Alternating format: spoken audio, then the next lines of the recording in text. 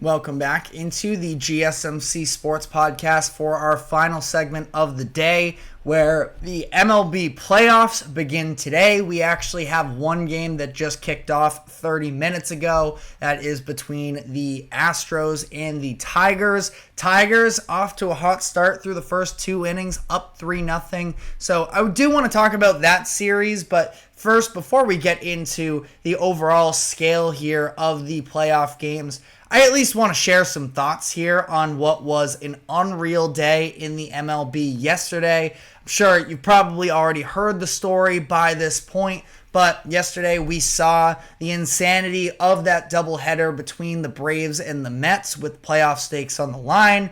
Both the Braves and the Mets needed at least one win to make the playoffs. Both were half a game behind the Arizona Diamondbacks, who are sitting at 89 wins. And, if either one of those teams swept, the Diamondbacks would be in, along with the team that swept. If they split, though, it was going to be the two of them, and that did end up being the case. But that game one of that doubleheader sort of being a standalone game at that point and having the drama that we saw was unbelievable. The back and forth down the stretch of that game with the 3 lead changes and 3 half innings was just so much fun to watch. Again, I'm going to try and make this brief here because you probably already heard about this, but Braves rookie Spencer Schwellenbach ended up cruising through the first 7 innings of this game into the 8th with a 3-0 lead for the Braves. And then he allows a leadoff double to Tyrone Taylor. The Braves decide to pull him, and the bullpen allows 6 consecutive hits and 6 runs before even recording an out. So the Mets head into the bottom of the 8th with a 6-3 lead. They end up allowing a little bit of traffic, bringing in their $100 million closer in Edwin Diaz, who records the first out and then proceeds to just completely fall apart, where he ended up walking he allowed an infield single to Jared Kelenic because he didn't back up first base. He ends up walking Michael Harris on 4 pitches. Then he gets himself backed up in the count once again, and Ozzie Albies hits a 2-run RBI double as the Braves ended up regaining the lead going into the 9th inning. So, it seemed like disaster there for the Mets once again. In the top of the 9th inning, it's Francisco Lindor hitting a 2-run home run that ended up being the game-winning runs for the Mets. But the drama didn't end there because it was Edwin Diaz calling off his manager in Mendoza in the bottom of the 9th inning to stay on the mound even after allowing a single, and he ends up closing the door there. So Mets win that game. They clinch their playoff berth. Game 2, really the drama came before the game because it trickles into the playoffs here, where the Braves win, I'd say mostly handedly. Mets just didn't really seem to, have that emphasis really behind winning this game. But issues for the Braves as Chris Sale ended up missing this game. He was scratched just before. It sounded like he was going to pitch in case of a loss, but instead he's scratched because of back spasms that go back to his last start in the 2nd inning. And the Braves close this one out, but still a little bit of concern because it doesn't sound like Sale is going to be available for them in the wild card round. At least this is going to be, of course, the NL Cy Young winner, and you're without him. Braves just riddled with injuries, of course. We don't have an exact starter for this game 1. It's probably going to be Max Fried, but we don't quite know. The Braves, like I mentioned, get out of this game with a win, but definitely a tough situation to walk into moving forward. You got to feel for the Diamondbacks a little bit. Very good team that are playoff caliber. Fortunately for them, the wild card race in the National League was just too much in the National League this year. So it is the Mets advancing to play the Brewers and the Braves advancing to play the Padres, excuse me. So we will start in that National League for here. The New York Mets Game 1 is expected to be Luis Severino versus Freddie Peralta. Mets benefiting from the fact that they won Game 1 and didn't have to start Severino in Game 2 for what would have been a must-win. Likely would have been the case that if they did lose that first game, they would have been down their ace. So they end up getting to benefit from having him on their Game 1 scorecard. The Brewers have gotten the better of the Mets in the past couple seasons, which is something to maybe take into consideration. I don't really love weighing the regular season records versus the playoff records. I just think it's a totally different game once you get to that point. But the one concern here for the Mets I have outside of that is the fact that Francisco Lindor is still sort of running on fumes a little bit with that back injury that he's dealing with. Although yesterday with that go-ahead home run in the ninth showed it might not be an issue. The Mets kind of give me Team of Destiny vibes, and I don't know if they're going to be able to hold up deep into the playoffs, but I do think that this is a very winnable series for them versus a pitching staff in the Brewers that has done a lot of the heavy lifting for the season as a whole, but not one that I necessarily trust at this point. Got Savali pitching Game 2. I don't know. I think that the Mets are going to be able to pull this one out. That is my pick for the wild card series there.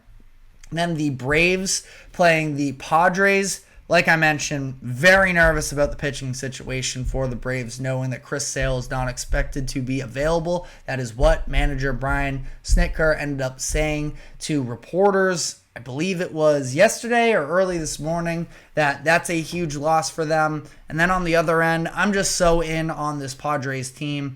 3 projected starters for this series: Michael King, Joe Musgrave, and if necessary, Dylan Cease. That is a much better group than the other side there in Atlanta, especially given the fact that Atlanta had to go deep into their bullpen in Game 2 of that. The fact that they put out Reynaldo Lopez for that game, their all-star relief pitcher in that game, is a pretty significant sign of they were a little bit desperate. They might be running on fumes a little bit. I just think that the Padres are going to be able to sort of jump on them early, and They have the best bullpen in the MLB as well, at least out of the remaining teams, in my opinion, at this point. So I think that they're going to be able to close this one out. Their offense is still loaded, excellent at putting the ball in play. I think they're going to drive up the pitch counts of Atlanta, and this is a situation where I think it was already a tough enough task for the Braves in a regular situation, coming off of that doubleheader as well. I am going to go with the Padres. In the American League, Royals versus Orioles. Both of these teams aren't exactly coming into the playoffs on any sort of a hot note. The Orioles at least finished with 2 straight series wins versus the Yankees and the Twins, including sweeping the Twins for 3 games to end off the season. That being said, this is a team that was riding so high into the All-Star break and has just sort of continued to fall apart a little bit since then. And not to say that they aren't still a very talented roster, which they are, but I don't know if this is really the right trajectory for them. Now, on the bright side for them, they just get Jordan Westburg back. The offense appears to be playing at a higher level at this point, so that could be enough. They're going to need to produce offensively in order to keep up with Kansas City, who sort of clears the Orioles in terms of pitching strength, both with the starting rotation and in the bullpen. That I think, that's really going to be the key to this series as a whole. You also have the Royals getting a crucial piece back in Vinny Pasquantino, who was expected to be out a handful more weeks. He broke his thumb at the end of August, but Jeff Passan just reported earlier this morning that he is expected to play today, likely hit in that 3rd spot for them. So we'll see if he's fully okay. That's massive because the Royals are fairly reliant on sort of the top of their lineup to do the heavy lifting. But I think in a 3-game series, you have a clear pitching advantage here, specifically in comparison to the Orioles, who are without 2 of their top 3 starters. No Kyle Bradish, no Grayson Rodriguez. My gut tells me it's going to be a come down to pitching in the end of this, and I just trust Kansas City a lot more than I do Baltimore. So I am going to pick the Royals in this one. And then Tigers versus Astros. Kind of a tough position for me right now, making my prediction as the game is going on, considering the fact that the Tigers are currently up right now 3-0. This is, what I had in my notes even before this game started was that this is the game that is a must-win for the Tigers, and there's three games in a series, so it's not like that's any sort of crazy statement, but this is a situation where you have the best pitcher in baseball in Tarek Skubal versus a good Framber Valdez, but somebody who allows a lot of contact, and that's been the case, through 3 innings right now in this game, that they need to capitalize on this Skubal start for them right now. And up to this point, that has been the case. But even that being said, I'm going with the Astros in this. I understand the odds would be a little bit more in my favor at this current moment if I did hop on board with the Tigers while they're up, but I just think that the Astros are still so talented. They've played like the best team in baseball down the second half of the season, probably outside of the Padres is where I would officially, sort of give that title. But I think the Astros have still been playing incredible baseball. They have all of this experience. You're talking about a Tigers team that is making their first playoff appearance in 10 years based off of how last year's playoffs went, and you get a couple teams sub 90 wins in the World Series against one another in the Rangers and in the Diamondbacks, that, the Tigers would be a surprising run, but again, based off of last year, that sort of Cinderella run, I think is very much in the cards. That being said, I'm sticking with the Astros because I do think that they are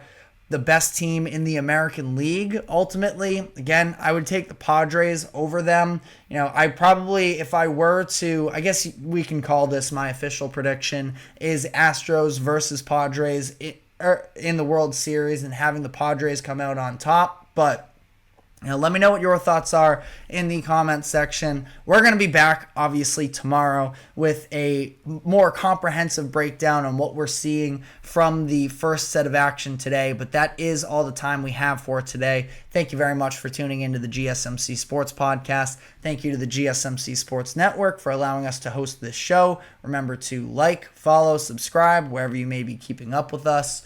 And be sure to check us out on social media as well. So, as for that, we will see you guys tomorrow. Take care.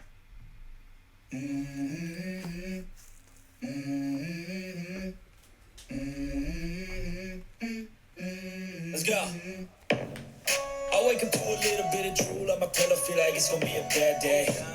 Yeah, I'm tired of shit, and the coffee ain't hit yet, damn.